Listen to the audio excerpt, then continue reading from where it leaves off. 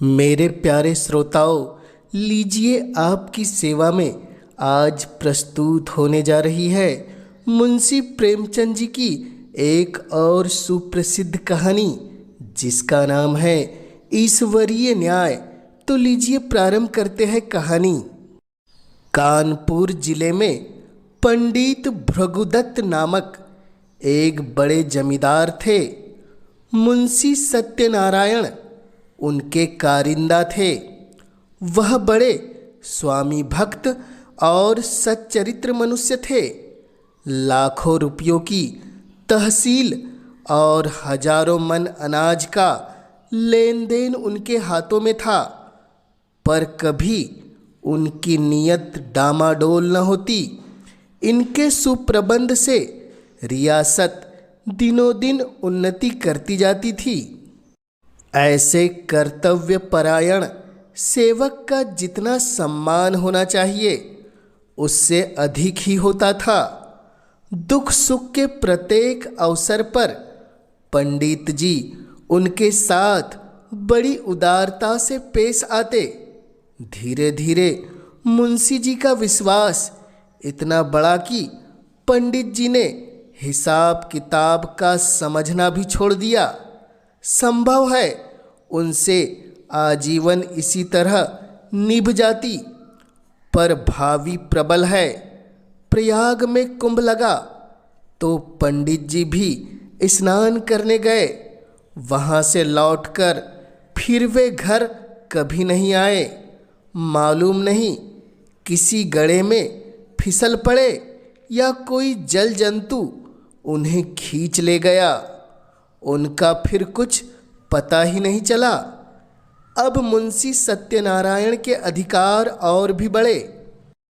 एक हतभागिनी विधवा और 2 छोटे छोटे बच्चों के सिवा पंडित जी के घर में और कोई न था। अंत्येष्टि क्रिया से निवृत्त होकर एक दिन शोकातुर पंडिताइन ने उन्हें बुलाया और रोकर कहा, लाला, पंडित जी हमें मझधार में छोड़कर सुरपुर को सिधार गए। अब यह नैया तुम ही पार लगाओगे तो लग सकती है।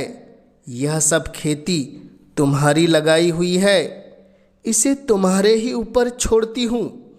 ये तुम्हारे बच्चे हैं, इन्हें अपनाओ। जब तक मालिक जिए तुम्हें अपना भाई समझते रहे। मुझे विश्वास है कि तुम उसी तरह इस भार को संभाले रहोगे। सत्यनारायण ने रोते हुए जवाब दिया, भाभी, भैया क्या उठ गए? मेरे तो भाग्य ही फूट गए। नहीं तो मुझे आदमी बना देते। मैं उन्हीं का नमक खाकर जिया हूँ और उन्हीं की चाकरी में मरूंगा भी। आप धीरज रखे, किसी प्रकार की चिंता न करे। मैं जीते जी आपकी सेवा से कभी मुंह न मोड़ूंगा। आप केवल इतना कीजिएगा कि मैं जिस किसी की शिकायत करूं उसे डांट दीजिएगा, नहीं तो ये लोग सिर पर चढ़ जाएंगे। इस घटना के बाद कई वर्षों तक मुंशी जी ने रियासत को संभाला। वह अपने काम में बड़े कुशल थे। कभी एक कौड़ी का भी बल नहीं पड़ा। सारे जिले में उनका सम्मान होने लगा। लोग पंडित जी को भूल से गए। दरबारों और कमेटियों में वे सम्मिलित होते। जिले के अधिकारी उन्हीं को जमींदार समझते। अन्य रईसों में भी उनका आदर था, पर मान वृद्धि महंगी वस्तु है और भानुकुंवरी अन्य स्त्रियों के सदृश पैसों को खूब पकड़ती। वह मनुष्य की मनोवृत्तियों से परिचित न थी। पंडित जी हमेशा लाला जी को इनाम इकराम देते रहते थे। वे जानते थे कि ज्ञान के बाद ईमान का दूसरा स्तंभ अपनी सुदशा है। इसके सिवा वे खुद भी कभी कागजों की जांच कर लिया करते थे। नाम मात्र ही सही, पर इस निगरानी का डर जरूर बना रहता था, क्योंकि ईमान का सबसे बड़ा शत्रु अवसर है। भानुकुंवरी इन बातों को जानती न थी, अतएव अवसर तथा धनाभाव जैसे प्रबल शत्रुओं के पंजे में पड़कर मुंशी जी का ईमान कैसे बेदाग बचता। कानपुर शहर से मिला हुआ ठीक गंगा के किनारे एक बहुत आबाद और उपजाऊ गांव था। पंडित जी इस गांव को लेकर नदी किनारे पक्का घाट, मंदिर, बाग, मकान आदि बनवाना चाहते थे, पर उनकी यह कामना सफल न हो सकी। संयोग से अब यह गांव बिकने लगा। उसके जमींदार एक ठाकुर साहब थे, किसी फौजदारी के मामले में फंसे हुए थे। मुकदमा लड़ने के लिए रुपयों की चाह थी।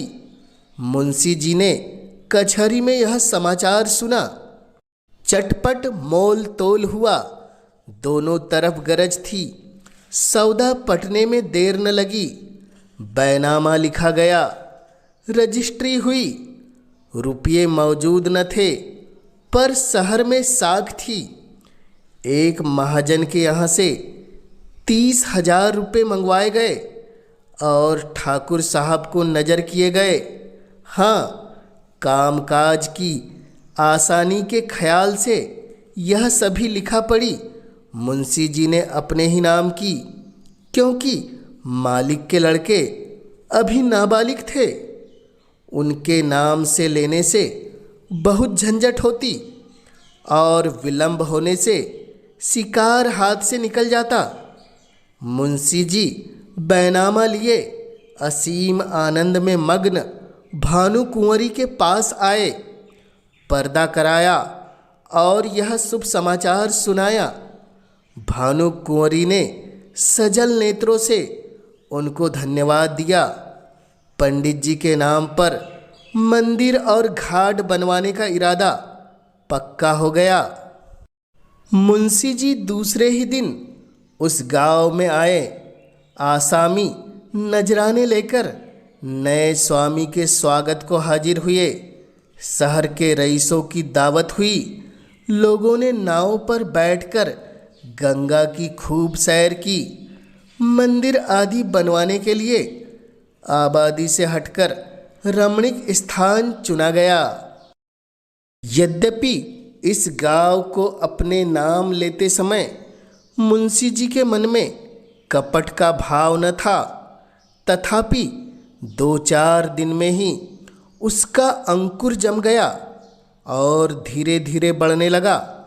मुंशी जी इस गांव के आय व्यय का हिसाब अलग रखते और अपनी स्वामिनी को उसका ब्यौरा समझाने की जरूरत न समझते।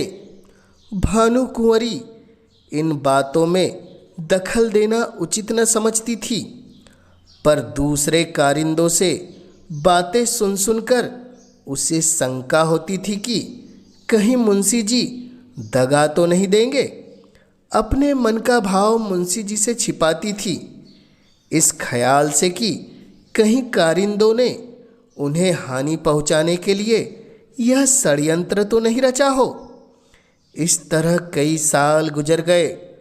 अब उस कपट के अंकुर ने वृक्ष का रूप धारण किया। भानुकुंवरी को मुंशी जी के उस मार्ग के लक्षण दिखाई देने लगे। उधर मुंशी जी के मन ने कानून से नीति पर विजय पाई। उन्होंने अपने मन में फैसला किया कि गांव मेरा है। हाँ, मैं भानुकुंवरी का 30,000 का ऋणी अवश्य हूँ। वे बहुत करेगी तो अपने रुपए ले लेगी और क्या कर सकती है। मगर दोनों तरफ यह आग अंदर ही अंदर सुलगती रही। मुंशी जी अस्त्र सज्जित होकर आक्रमण के इंतजार में थे और भानुकुंवरी इसके लिए अवसर ढूंढ रही थी। एक दिन उसने साहस करके मुंशी जी को अंदर बुलाया और कहा, लाला जी, बरगदा के मंदिर का काम कब से लगवाइएगा? उसे लिए 8 साल हो गए। अब काम लग जाए तो अच्छा हो। जिंदगी का कौन ठिकाना है? जो काम करना है उसे कर ही डालना चाहिए। इस ढंग से इस विषय को उठाकर भानुकुँवरी ने अपनी चतुराई का अच्छा परिचय दिया। मुंशी जी भी दिल में इसके कायल हो गए।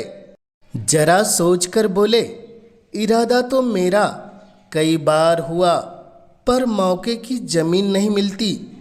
गंगा तट की जमीन आसामियों के जोत में है और वे किसी तरह छोड़ने को राजी नहीं। भानुकुँवरी, यह बात तो आज मुझे मालूम हुई। 8 साल हुए इस गांव के विषय में आपने कभी भूल कर भी चर्चा नहीं की। मालूम नहीं कितनी तहसील है, क्या मुनाफा है, कैसा गांव है, कुछ सिर होती है या नहीं। जो कुछ करते हैं आप ही करते हैं और करेंगे, पर मुझे भी तो मालूम होना चाहिए। मुंशी जी संभल उठे। उन्हें मालूम हो गया कि इस चतुर स्त्री से बाजी ले जाना मुश्किल है। गाँव लेना ही है तो अब क्या डर। खुलकर बोले, आपको इससे कोई सरोकार न था, इसलिए मैंने व्यर्थ कष्ट देना मुनासिब नहीं समझा। भानुकुँवरी के हृदय में कुठार सा लगा। पर्दे से निकल आई और मुंशी जी की तरफ तेज आंखों से देखकर बोली, आप क्या कहते हैं? आपने गांव मेरे लिए लिया है या अपने लिए? रुपये मैंने दिए या आपने? उस पर जो खर्च पड़ा वह मेरा था या आपका? मेरी समझ में नहीं आता कि आप कैसी बातें करते हैं। मुंशी जी ने सावधानी से जवाब दिया, यह तो आप जानती है कि गांव हमारे नाम से बै हुआ है। रुपया जरूर आपका लगा है, पर मैं उसका देनदार हूँ। रहा तहसील वसूली का खर्च, यह सब मैंने अपने पास से दिया है।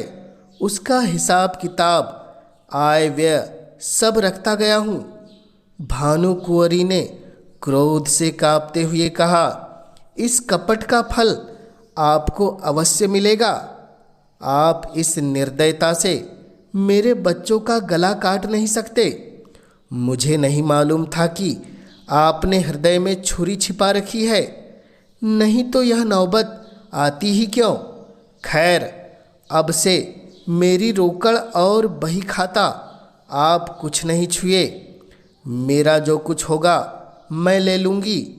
जाइए एकांत में बैठकर सोचिए। पाप से किसी का भला नहीं होता। तुम समझते होंगे कि बालक अनाथ है, इनकी संपत्ति हजम कर लूँगा। इस भूल में न रहना, मैं तुम्हारे घर की ईंट तक बिकवा लूँगी। यह कहकर भानुकुँवरी फिर पर्दे की आड़ में आ बैठी और रोने लगी। स्त्रियां क्रोध के बाद किसी न किसी बहाने रोया करती है। लाला साहब को कोई जवाब न सूझा। यहाँ से उठ आए और दफ्तर में जाकर कागज उलट पुलट करने लगे, पर भानुकुँवरी भी उनके पीछे पीछे दफ्तर में पहुंची और डांट कर बोली, मेरा कोई कागज मत छूना, नहीं तो बुरा होगा। तुम विषैले सांप हो, मैं तुम्हारा मुंह देखना नहीं चाहती। मुंशी जी कागजों में कुछ काट छाट करना चाहते थे, पर विवश हो गए। खजाने की कुंजी निकालकर फेंक दी। बही खाते पटक दिए। किवाड़ धड़ाके से बंद किए और हवा की तरह सन्न से निकल गए। कपट में हाथ तो डाला, पर कपट मंत्र न जाना। दूसरे कारिंदों ने यह कैफियत सुनी तो फूले न समाए। मुंशी जी के सामने उनकी दाल न गलने पाती थी। भानुकुंवरी के पास आकर वे आग पर तेल छिड़कने लगे। सब लोग इस विषय में सहमत थे कि मुंशी सत्यनारायण ने विश्वासघात किया है। मालिक का नमक उनकी हड्डियों से फूट फूट कर निकलेगा। दोनों ओर से मुकदमेबाजी की तैयारियां होने लगी। एक तरफ न्याय का शरीर था, दूसरी ओर न्याय की आत्मा। प्रकृति का पुरुष से लड़ने का साहस हुआ। भानुकुंवरी ने लाला छक्कनलाल से पूछा, हमारा वकील कौन है? छक्कनलाल ने इधर उधर झांक कर कहा, वकील तो सेठ जी है, पर सत्यनारायण ने उन्हें पहले से गांठ रखा होगा। इस मुकदमे के लिए बड़े होशियार वकील की ज़रूरत है। मेहरा बाबू की आजकल खूब चल रही है। हाकिम की कलम पकड़ लेते हैं, बोलते हैं तो जैसे मोटर कार छूट जाती है। सरकार और क्या कहे, कई आदमियों को फांसी से उतार लिया है। उनके सामने कोई वकील जबान तो खोल नहीं सकता। सरकार कहे तो वही कर लिए जाए। छक्कनलाल की अत्युक्ति ने संदेह पैदा कर दिया।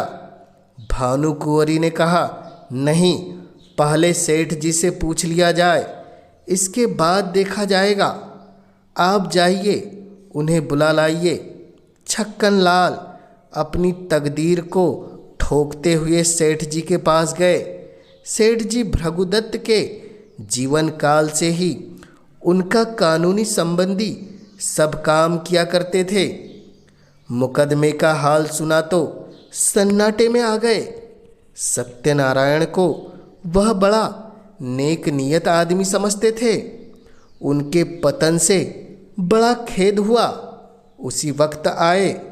भानुकुंवरी ने रो रो कर उनसे अपनी विपत्ति की कथा कही और अपने दोनों लड़कों को उनके सामने खड़ा करके बोली, आप इन अनाथों की रक्षा कीजिए, इन्हें मैं आपको सौंपती हूँ। सेठ जी ने समझौते की बातें छेड़ी। बोले, आपस की लड़ाई अच्छी नहीं। भानुकुंवरी बोली, अन्यायी के साथ लड़ना ही अच्छा है। सेठ जी बोले, पर हमारा पक्ष निर्बल है। भानुकुंवरी फिर पर्दे से निकल आई और विस्मित होकर बोली, क्या हमारा पक्ष निर्बल है? दुनिया जानती है कि गांव हमारा है, उसे हमसे कौन ले सकता है? नहीं, मैं सुलह कभी न करूँगी। आप कागजों को देखें, मेरे बच्चों की खातिर यह कष्ट उठाए, आपका परिश्रम निष्फल न जाएगा। सत्यनारायण की नीयत पहले खराब न थी। देखिए, जिस मिति में गाँव लिया गया है, उस मिति में 30,000 का क्या खर्च दिखाया गया है। अगर उसने अपने नाम उधार लिखा हो तो देखिए, वार्षिक सुध चुकाया गया या नहीं। ऐसे नर पिशाच से मैं कभी सुलह न करूँगी। सेठ जी ने समझ लिया कि इस समय समझाने बुझाने से कुछ काम न चलेगा। कागजात देखे, अभियोग चलाने की तैयारियां होने लगी। मुंशी सत्यनारायण खिसियाए हुए मकान पर पहुँचे। लड़के ने मिठाई मांगी, उसे पीटा।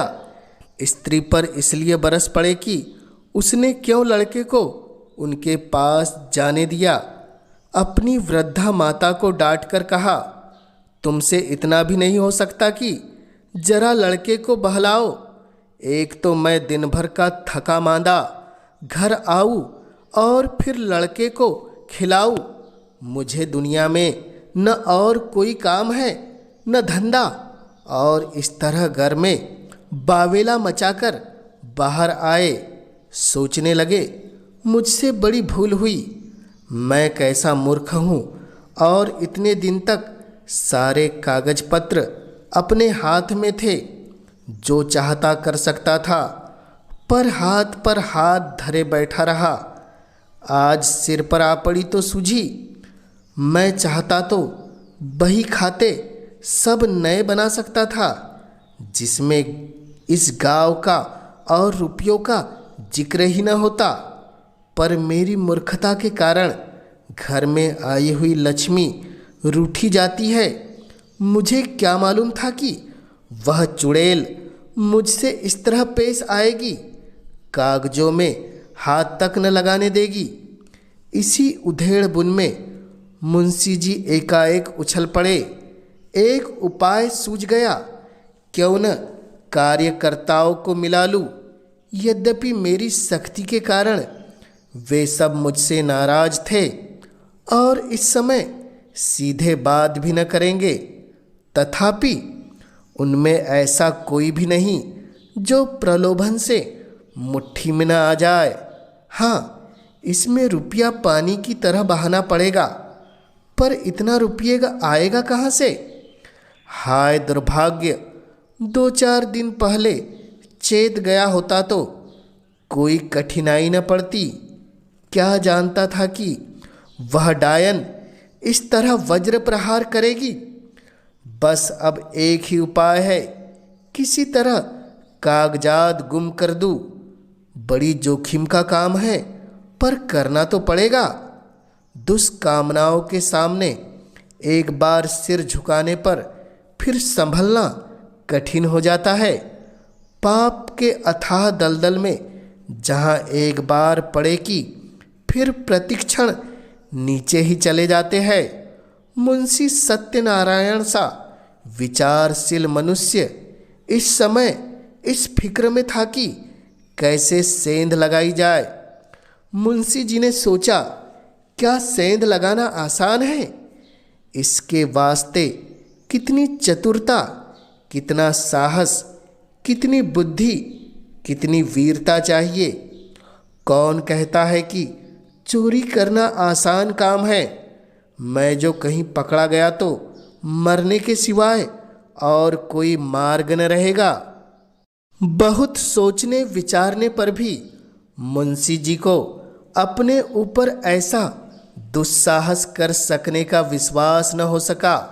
हाँ, इससे सुगम एक दूसरी तदबीर नजर आई। क्यों न दफ्तर में आग लगा दूं। एक बोतल मिट्टी का तेल और दिया सलाई की जरूरत है। किसी बदमाश को मिला लूं, मगर यह क्या मालूम कि बही उसी कमरे में रखी है या नहीं। चुड़ैल ने उसे जरूर अपने पास रख लिया होगा। नहीं, आग लगाना गुनाह बेइल्तजात होगा। बहुत देर तक मुंशी जी करवटें बदलते रहे, नए नए मंसूबे सोचते, पर फिर अपने ही तर्क से उसे काट देते। वर्षा काल में बादलों की नई नई सूरतें बनती और फिर हवा के वेग से बिगड़ जाती। वही दशा इस समय उनके मंसूबों की हो रही थी। पर इस मानसिक अशांति में एक विचार पूर्ण रूप से स्थिर था। किसी तरह इस कागजात को अपने हाथ में लाना चाहिए। काम कठिन है माना, पर हिम्मत न थी तो रार क्यों मोल ली। क्या 30,000 की जायदाद दाल भात का कौर है? चाहे जिस तरह हो, चोर बने बिना काम नहीं चल सकता। आखिर जो लोग चोरियां करते हैं वे भी तो मनुष्य ही है। बस एक छलांग का काम है। अगर पार हो गए तो राज करेंगे, गिर पड़े तो जान से हाथ धोएंगे। रात के 10 बज गए। मुंशी सत्यनारायण कुंजियों का एक गुच्छा कमर में दबाए घर से बाहर निकले। द्वार पर थोड़ा सा पुआल रखा हुआ था। उसे देखते ही वे चौंक पड़े। मारे डर के छाती धड़कने लगी। जान पड़ा कि कोई छिपा बैठा है। कदम रुक गए। पुआल की तरफ ध्यान से देखा, उसमें बिल्कुल हरकत न हुई। तब हिम्मत बांधी आगे बढ़े और मन को समझाने लगे, मैं कैसा बौखैल हूँ। अपने द्वार पर किसका डर? और सड़क पर भी तो मुझे किसी का डर है। मैं अपनी राह जाता हूँ, कोई मेरी तरफ तिरछी आँख से नहीं देख सकता। हाँ, जब मुझे सेंध लगाते देख ले, नहीं तो कोई मुझे पकड़ नहीं सकता। तब मुझे अलबत्ते डरने की क्या बात है? तिस पर भी बचाव की युक्ति निकल सकती है। अकस्मात उन्होंने भानु कुंवरी के एक चपरासी को आते देखा। कलेजा धड़क उठा। लपक कर एक अंधेरी गली में घुस गए। बड़ी देर तक वहाँ खड़े रहे। जब वह चपरासी आँखों से ओझल हो गया, तब फिर सड़क पर आए। वह चपरासी आज सुबह तक इनका गुलाम था। उसे उन्होंने कितनी ही बार गालियाँ दी थी, लातें मारी थी, पर आज उसे देखकर उनके प्राण सूख गए। उन्होंने फिर तर्क की शरण ली। मैं मानो भंग खाकर आया हूँ। इस चपरासी से इतना डरा मानो कि वह मुझे देख लेता, पर मेरा क्या कर सकता था? हजारों आदमी रास्ता चल रहे हैं, उन्हीं में मैं भी हूँ। क्या वह अंतर्यामी है? सबके हृदय का हाल जानता है। मुझे देखकर वह अदब से सलाम करता और वहाँ का कुछ हाल भी कहता, पर मैं उससे ऐसा डरा कि सूरत तक न दिखाई। इस तरह मन को समझाकर वे आगे बढ़े। सच है, पाप के पंजे में फंसा हुआ मन पतझड़ का पत्ता है, जो हवा के जरा से झोंके से गिर पड़ता है। मुंशी जी बाजार पहुँचे। अधिकतर दुकानें बंद हो चुकी थी। उनमें सांड और गाय बैठी हुई जुगाली कर रही थी। केवल हलवाइयों की दुकानें खुली हुई थी और कहीं कहीं गजरे वाले हार की हाँक लगाते फिरते थे। सब हलवाई मुंशी जी को पहचानते थे, अतएव मुंशी जी ने सिर झुका लिया, कुछ चाल बदली और लपकते हुए चले। एकाएक उन्हें एक बग्घी आती हुई दिखाई दी। यह सेठ वल्लभदास वकील की बग्घी थी। इसमें बैठकर हजारों बार सेठ जी के साथ कचहरी गए थे, पर आज वह बग्घी कालदेव के समान भयंकर मालूम हुई। फौरन एक खाली दुकान पर चढ़ गए। वहाँ विश्राम करने वाले सांड ने समझा वे मुझे पदच्युत करने आए हैं। माथा झुकाए फुंकारता हुआ उठ बैठा, पर इसी बीच में बग्घी निकल गई और मुंशी जी की जान में जान आई। अब कि उन्होंने तर्क का आश्रय न लिया, समझ गए इस समय इससे कोई लाभ नहीं। खैरियत यही हुई कि वकील ने देखा नहीं। यह एक घाघ है मेरे चेहरे से, वह मुझे ताड़ लेता। कुछ विद्वान का कथन है कि मनुष्य की स्वाभाविक प्रवृत्ति पाप की ओर होती है, पर यह कोरा अनुमान ही अनुमान है, अनुभव सिद्ध बात नहीं।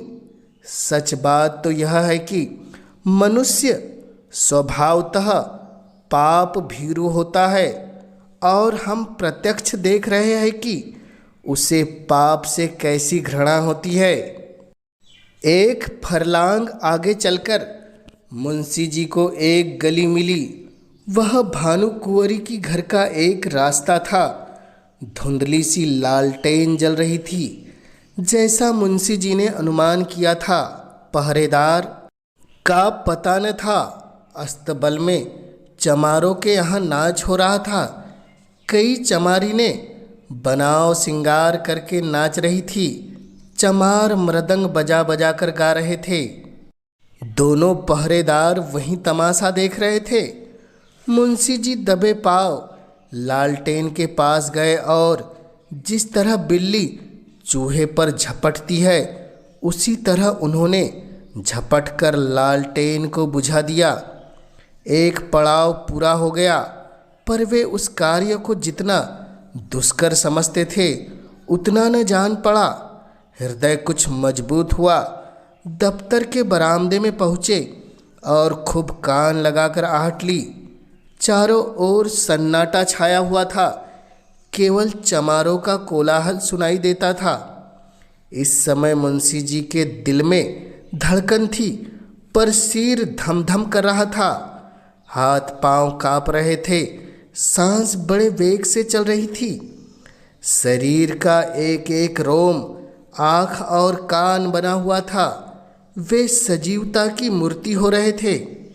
उनमें जितना पौरुष, जितनी चपलता, जितना साहस, जितनी चेतना, जितनी बुद्धि, जितना अवसान था, वे सब इस वक्त सजग और सचेत होकर इच्छा शक्ति की सहायता कर रहे थे। दफ्तर के दरवाजे पर वही पुराना ताला लगा हुआ था। इसकी कुंजी आज बहुत तलाश करके वे बाजार से लाए थे। ताला खुल गया। किवाड़ों ने बहुत दबी जबान से प्रतिरोध किया। इस पर किसी ने ध्यान न दिया। मुंशी जी दफ्तर में दाखिल हुए। भीतर चिराग जल रहा था। मुंशी जी को देखकर उसने एक दफे सिर हिलाया, मानो उन्हें भीतर आने से रोका। मुंशी जी के पैर थर थर काँप रहे थे। एड़ियाँ जमीन से उछल पड़ती थी। पाप का बोझ उन्हें असहाय मालूम हो रहा था। पल भर में मुंशी जी ने बहियों को उल्टा पलटा। लिखावट उनकी आंखों में तैर रही थी। इतना अवकाश कहाँ थी कि जरूरी कागजात छांट लेते। उन्होंने सारी बहियों को समेटकर एक गट्ठर बनाया और सिर पर रखकर तीर के समान कमरे से बाहर निकल आए। उस पाप की गठरी को लादे हुए वह अंधेरी गली से गायब हो गए। तंग अंधेरी दुर्गंधपूर्ण कीचड़ से भरी हुई गलियों में वे नंगे पांव स्वार्थ, लोभ और कपट का बोझ लिए चले जाते थे। मानो पापमय आत्मा नरक की नालियों में बही चली जाती थी। बहुत दूर तक भटकने के बाद वे गंगा के किनारे पहुँचे। जिस तरह कलुषित हृदयों में कहीं कहीं धर्म का धुंधला प्रकाश रहता है, उसी तरह नदी की काली सतह पर तारे झिलमिला रहे थे। तट पर कई साधु धुनी जमाए पड़े थे। ज्ञान की ज्वाला मन की जगह बाहर धड़क रही थी। मुंशी जी ने अपना गट्ठर उतारा और चादर से खूब मजबूत बांधकर बलपूर्वक नदी में फेंक दिया। सोती हुई लहरों में कुछ हलचल हुई और फिर सन्नाटा हो गया। मुंशी सत्यनारायण के घर में दो स्त्रियां थी, माता और पत्नी। वे दोनों अशिक्षित थी। उस पर भी मुंशी जी को गंगा में डूब मरने या कहीं भाग जाने की जरूरत न होती थी। न वे बॉडी पहनती थी, न मोजे, न जूते, न हारमोनियम पर गा सकती थी। यहाँ तक कि उन्हें साबुन लगाना भी नहीं आता था। हेयर पिन, ब्रूचेज, जॉकेट आदि परम आवश्यक चीज़ों का तो नाम ही नहीं सुना था। बहू में आत्मसम्मान जरा भी नहीं था, न सास में आत्मगौरव का जोश। बहू अब तक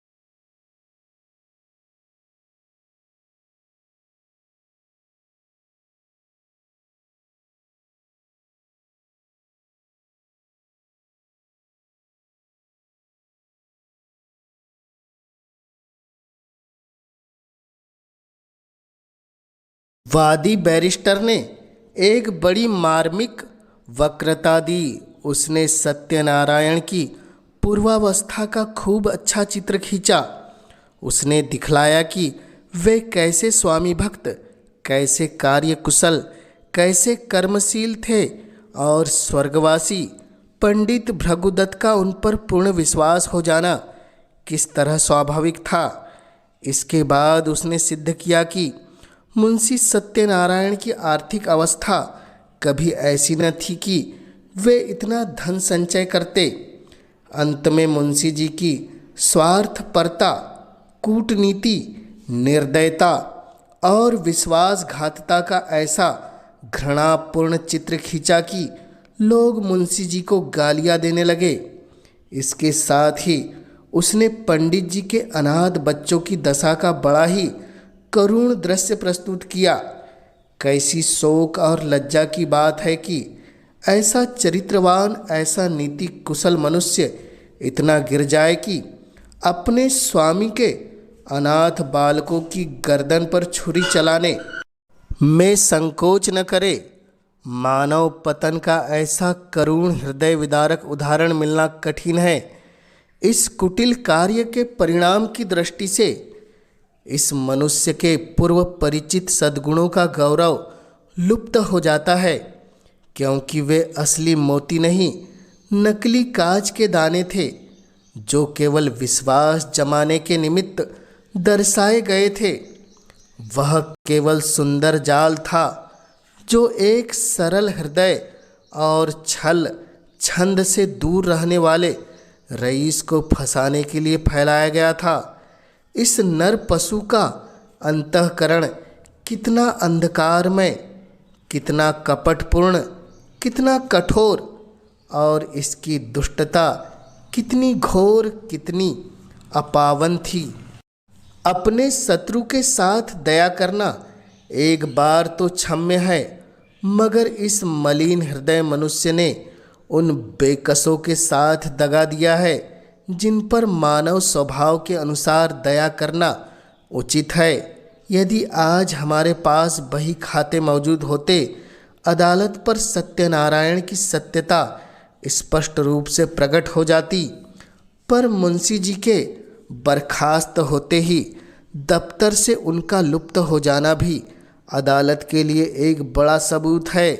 शहर के कई रईसों ने गवा दी, पर सुनी सुनाई बातें जिरह में उखड़ गई। दूसरे दिन फिर मुकदमा पेश हुआ। प्रतिवादी के वकील ने अपनी वक्रता शुरू की। उसमें गंभीर विचारों की अपेक्षा हास्य का आधिक्य था। यह एक विलक्षण न्याय सिद्धांत है कि किसी धनाढ्य मनुष्य का नौकर जो कुछ खरीदे वह उसके स्वामी की चीज समझी जाए। इस सिद्धांत के अनुसार हमारी गवर्नमेंट को अपने कर्मचारियों की सारी संपत्ति पर कब्जा कर लेना चाहिए। यह स्वीकार करके मैं हमको कोई आपत्ति नहीं कि हम इतने रुपयों का प्रबंध न कर सकते थे, और यह धन हमने स्वामी से ही ऋण लिया, पर हमसे ऋण चुकाने का कोई तकाजा न करके वह जायदाद ही मांगी जाती है। यदि हिसाब के कागजात दिखलाए जाए तो साफ बता देंगे कि मैं सारा ऋण दे चुका। हमारे मित्र ने कहा है कि ऐसी अवस्था में बहियों का गुम हो जाना भी अदालत के लिए एक सबूत होना चाहिए। मैं भी उनकी युक्ति का समर्थन करता हूँ। यदि मैं आपसे ऋण लेकर अपना विवाह करूँ तो क्या आप मुझसे मेरी नव विवाहिता वधू को छीन लेंगे? हमारे सुयोग्य मित्र ने हमारे ऊपर अनाथों के साथ दगा करने का दोष लगाया है। अगर मुंशी सत्यनारायण की नीयत खराब होती तो उनके लिए सबसे अच्छा अवसर वह था जब पंडित भृगुदत्त का स्वर्गवास हुआ था। इतने विलंब की क्या जरूरत थी? यदि आप शेर को फंसाकर उसके बच्चे को उसी वक्त नहीं पकड़ लेते, उसे बढ़ने और सबल होने का अवसर देते हैं, तो मैं आपको बुद्धिमान न कहूँगा। यथार्थ बात तो यह है कि स्वामी के संतान की सेवा मुंशी जी ने सच्चे मन से की है, वह हमेशा उनके हितैषी रहे हैं। आज उन्हें अपनी साधुता का जो फल मिला है वह बहुत ही दुखजनक और हृदय विदारक है। इसमें भानु कुंवरी का दोष नहीं, वह एक गुण संपन्न महिला है, मगर अपनी जाति के अवगुण उनमें भी विद्यमान हैं। ईमानदार मनुष्य स्वभावतः स्पष्ट भाषी होता है, उसे अपनी बातों में नमक मिर्ची लगाने की जरूरत नहीं होती। यही कारण है कि मुंशी जी के मृदुभाषी मातहतों को उन पर आक्षेप करने का मौका मिल गया। इस दावे की जड़ केवल इतनी ही है कि भानु कुंवरी यहाँ उपस्थित है। क्या वे कह सकती है कि इस 8 वर्ष की मुद्दत में कभी इस गांव का जिक्र उनके सामने आया? कभी उनके हानि लाभ, आय व्यय, लेन देन की चर्चा उनसे की गई? मान लीजिए कि मैं गवर्नमेंट का मुलाजिम हूँ। यदि मैं आज दफ्तर में आकर अपनी पत्नी के आय व्यय और अपने टहलुओं के टैक्सों का पर्चा गाने लगूँ तो शायद मुझे शीघ्र ही अपने पद से पृथक होना पड़े और संभव है कुछ दिनों तक बरेली के विशाल अतिथिशाला में भी रखा जाऊं।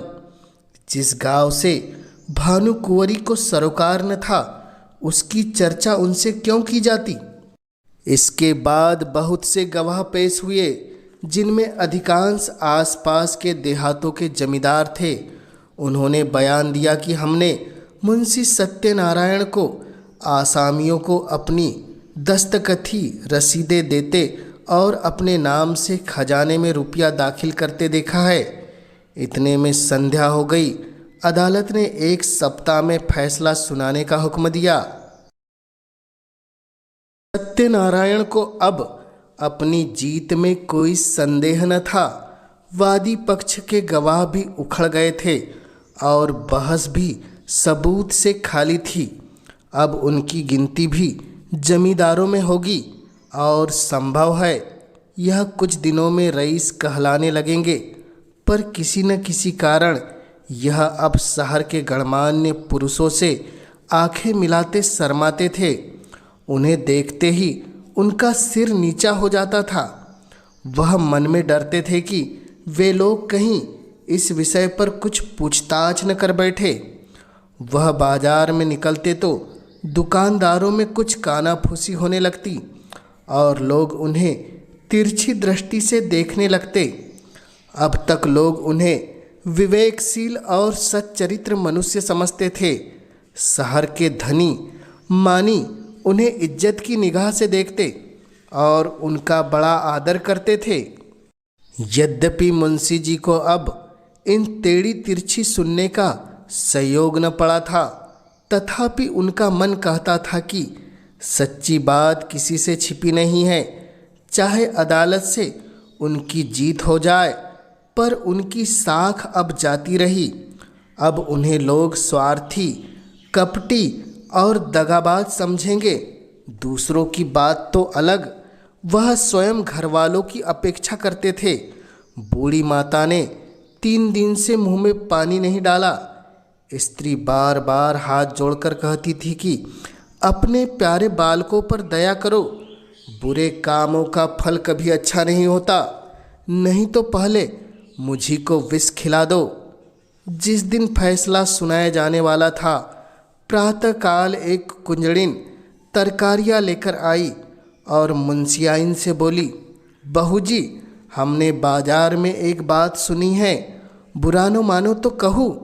जिसको देखो उसके मुंह यही बात निकलती है कि लाला बाबू ने जालसाजी से पंडिताइन का कोई हल्का ले लिया। हमें तो इसका यकीन नहीं आता। लाला बाबू ने यह न संभाला होता तो अब तक पंडिताइन का कहीं पता न लगता, 1 अंगुल जमीन न बचती। इन्हीं ऐसा सरदार था कि सबको संभाल लिया, तो क्या अब उन्हीं के साथ बदी करेंगे? अरे बहू, कोई कुछ साथ लाया है, किस ले जाएगा? यही नेकी बदी रह जाती है। बुरे का फल बुरा होता है। आदमी न देखे पर अल्लाह सब कुछ देखता है। बहू जी पर घड़ों का पानी पड़ गया। जी चाहता था कि धरती फट जाती तो उसमें समा जाती।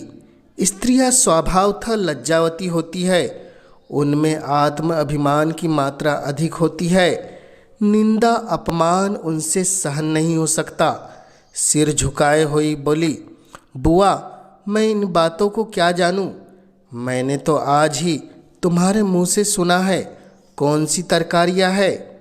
मुंशी सत्यनारायण अपने कमरे में लेटे हुए कुंजड़ीन की बातें सुन रहे थे। उसके चले जाने के बाद आकर स्त्री से पूछने लगे, यह शैतान की खाला क्या कह रही थी? स्त्री ने पति की ओर से मुंह फेर लिया और जमीन की ओर ताकते हुए बोली, क्या तुमने नहीं सुना? तुम्हारा गुणगान कर रही थी। तुम्हारे पीछे देखा, किस किस के मुंह से यह बातें सुननी पड़ती है और किस किस के सामने मुंह छिपाना पड़ता है। मुंशी जी अपने कमरे में लौट आए। स्त्री को कुछ उत्तर नहीं दिया। उनकी आत्मलज्जा से परास्त हो गई। जो मनुष्य सदैव सर्वसम्मति रहा हो, जो सदा स्वामी भाव से सर उठाकर चलता रहा हो, जिसकी सुकृति की सारे शहर में चर्चा होती रही हो, वह कभी सर्वदा लज्जा शून्य नहीं हो सकता। लज्जा कुपथ की सबसे बड़ी शत्रु है। कुवासनाओं के भ्रम में पढ़कर मुंशी जी ने समझा था, मैं इस काम को ऐसी गुप्त रीति से पूरा कर ले जाऊंगा कि किसी को कानो कान खबर ही न होगी। पर उनका यह मनोरथ सिद्ध न हुआ। बाधाएं आ खड़ी हुई। उनके हटाने में उन्हें बड़ा दुस्साहस से काम लेना पड़ा, पर यह भी उन्होंने लज्जा से बचने के निमित्त किया, जिसमें यह कोई न कहे कि अपनी स्वामिनी को धोखा दिया। इतना यत्न करने पर भी वह निंदा से न बच सके। बाजार का सौदा बेचने वाली भी उनका अपमान करती। कुवासनाओं से दबी हुई लज्जा शक्ति इस कड़ी चोट को सहन न कर सकी। मुंशी जी सोचने लगे, अब मुझे धन संपत्ति मिल जाएगी, ऐश्वर्यवान हो जाऊंगा, परंतु निंदा से मेरा पीछा न छूटेगा। अदालत का फैसला मुझे लोक निंदा से न बचा सकेगा। ऐश्वर्य का फल क्या है? मान और मर्यादा। उससे हाथ धो बैठा तो ऐश्वर्य को लेकर क्या करूँगा? चित्त की शक्ति खोकर, लोक लज्जा सहकर, जन समुदाय में नीच बनकर और अपने घर में कलह का बीज बोकर यह संपत्ति मेरे किस काम आएगी? और यदि वास्तव में कोई न्याय शक्ति हो और वह मुझे इस कुकृत्य का दंड दे तो मेरे लिए मुख में कालिक लगाकर निकल जाने के अलावा और कोई मार्ग न रहेगा। सत्यवादी मनुष्य पर कोई विपत्ति पड़ती है तो लोग उसके साथ सहानुभूति करते हैं। दुष्टों की विपत्ति लोगों के लिए व्यंग की सामग्री बन जाती है।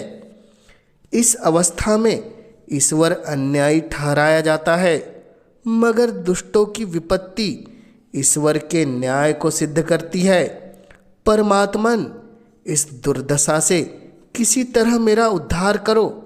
क्यों न जाकर मैं भानु कुंवरी के पैरों पर गिर पड़ूं और विनय करूं कि यह मुकदमा उठा लो। शोक पहले यह बात मुझे क्यों न सूझी। अगर कल तक मैं उनके पास चला गया होता तो बात बन जाती, पर अब क्या हो सकता है? आज तो फैसला सुनाया जाएगा।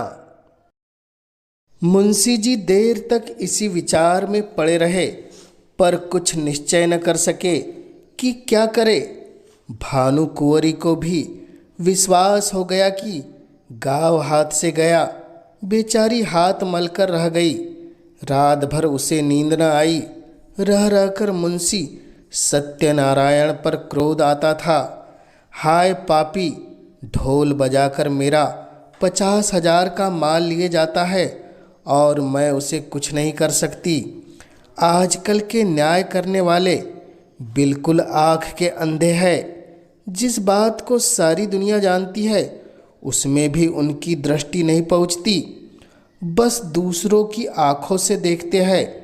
कोरे कागजों के गुलाम हैं। न्याय वह है जो दूध का दूध पानी का पानी कर दे। यही नहीं कि खुद ही कागजों के धोखे में आ जाए, खुद को पाखंडियों के जाल में फंसा ले। इसी से तो ऐसी छली, कपटी, दगाबाज और दुरात्माओं को साहस मिलता है। खैर, गाँव जाता है तो जाए, लेकिन सत्यनारायण, तुम शहर में कहीं मुंह दिखाने लायक भी नहीं रहे। इस ख्याल से भानुकुँवरी को कुछ शांति हुई। शत्रु की हानि मनुष्य को अपने लाभ से भी अधिक प्रिय होती है। मानव स्वभाव ही कुछ ऐसा है। तुम हमारा एक गांव ले गए, नारायण चाहेंगे तो तुम भी इससे सुख न पाओगे। तुम आप नरक की आग में जलोगे। तुम्हारे घर में कोई दिया जलाने वाला नहीं रहेगा। फैसले का दिन आ गया। आज इजलास में बड़ी भीड़ थी। ऐसे ऐसे महानुभाव उपस्थित थे जो बगुलों की तरह अफसरों को बधाई और विदाई के अवसरों पर ही नजर आते थे। वकीलों और मुख्तारों की पलटन भी जमा थी। नियत समय पर जज साहब ने इल्जास सुशोभित किया। विस्तृत न्याय भवन में सन्नाटा छा गया। अहलदन ने संदूक से तजबीज निकाली। लोग उत्सुक होकर एक एक कदम और आगे खिसक गए। जज ने फैसला सुनाया। मुद्दई का दावा खारिज। दोनों पक्ष अपना अपना खर्च सह ले। यद्यपि फैसला लोगों के अनुमान के अनुसार ही था, तथापि जज के मुंह से उसे सुनकर लोगों में हलचल सी मच गई। उदासीन भाव से फैसले पर आलोचनाएं करते हुए लोग धीरे धीरे कमरे से निकलने लगे। एकाएक भानुकुँवरी घूंघट निकाले इल्जास पर आकर खड़ी हो गई। जाने वाले लौट पड़े। जो बाहर निकल गए थे दौड़कर आ गए और कौतूहल पूर्वक भानुकुँवरी की तरफ ताकने लगे। भानुकुँवरी ने कंपित स्वर में जज से कहा, सरकार, यदि हुक्म दे तो मैं मुंशी जी से कुछ पूछूं। यद्यपि यह बात नियत के विरुद्ध थी, तथापि जज ने दयापूर्वक आज्ञा दे दी। तब भानुकुँवरी ने सत्यनारायण की तरफ देखकर कहा, लाला जी, सरकार ने तुम्हारी डिग्री तो कर ही दी। गाँव तुम्हें मुबारक रहे, मगर ईमान आदमी का सब कुछ है। ईमान से कह दो, गाँव किसका है? हजारों आदमी यह प्रश्न सुनकर कौतूहल से सत्यनारायण की तरफ देखने लगे। मुंशी जी विचार सागर में डूब गए। हृदय में संकल्प और विकल्प में घोर संग्राम होने लगा। हजारों मनुष्य की आंखें उनकी तरफ जमी हुई थी। यथार्थवाद अब किसी से छिपी न थी। इतने आदमियों के सामने असत्य बात मुंह से निकल न सकी। लज्जा से जबान बंद कर ली। मेरे कहने में काम बनता था, कोई बात न थी, किंतु घोरतम पाप का दंड समाज दे सकता है, उसके मिलने का पूरा भय था। आपका कहने से काम बिगड़ता था। जीती जियाती बाजी हाथ से निकल जाती थी। सर्वोत्कृष्ट काम के लिए समाज से जो इनाम मिल सकता है, उसके मिलने की पूरी आशा थी। आशा ने भय को जीत लिया। उन्हें ऐसा प्रतीत हुआ जैसे ईश्वर ने मुझे अपना मुख उज्जवल करने का यह अंतिम अवसर दिया है। मैं अब भी मान व सम्मान का पात्र बन सकता हूँ। अब अपनी आत्मा की रक्षा कर सकता हूँ। उन्होंने आगे बढ़कर भानुकुँवरी को प्रणाम किया और कांपते हुए स्वर में बोले, आपका। हजारों मनुष्य के मुंह से एक गगन स्पर्शी ध्वनि निकली, सत्य की जय। जज ने खड़े होकर कहा, यह कानून का न्याय नहीं, यह कानून का न्याय नहीं। श्रोताओं, मैं आपको बतला दूं, कहानी ईश्वरीय न्याय, इसे सिर्फ एक कथा न समझिएगा। यह सच्ची घटना है। भानुकुंवरी और सत्यनारायण अब भी जीवित है। मुंशी जी के इस नैतिक साहस पर लोग मुग्ध हो गए। मानवीय न्याय पर ईश्वरीय न्याय ने जो विलक्षण विजय पाई, उसकी चर्चा शहर भर में महीनों तक रही। भानुकुंवरी मुंशी जी के घर गई, उन्हें मना कर लाई, फिर अपना सारा कारोबार उन्हें सौंपा और कुछ दिनों के उपरांत उस गांव को उन्हीं के नाम हिब्बा कर दिया। मुंशी जी ने भी उसे अपने अधिकार में रखना उचित न समझा, कृष्णार्पण कर दिया। अब इसकी आमदनी दीन दुखियों और विद्यार्थियों की सहायता में खर्च होने लगी। विद्यार्थियों की सहायता में खर्च होने लगी। तो यह थी प्रेमचंद जी की सुप्रसिद्ध कहानी ईश्वरीय न्याय। आपको कैसी लगी हमें कमेंट्स के माध्यम से ज़रूर बतलाएं। और इस कहानी में पहली बार हमारे साथ जुड़े हैं तो इस चैनल को ज़रूर कर दे सब्सक्राइब, ताकि आप तक ऐसी रोचक कहानियाँ और किस्से सबसे पहले पहुंच सके। इस कहानी के साथ हमारे चैनल से बने रहने के लिए आपका पूरे दिल से धन्यवाद।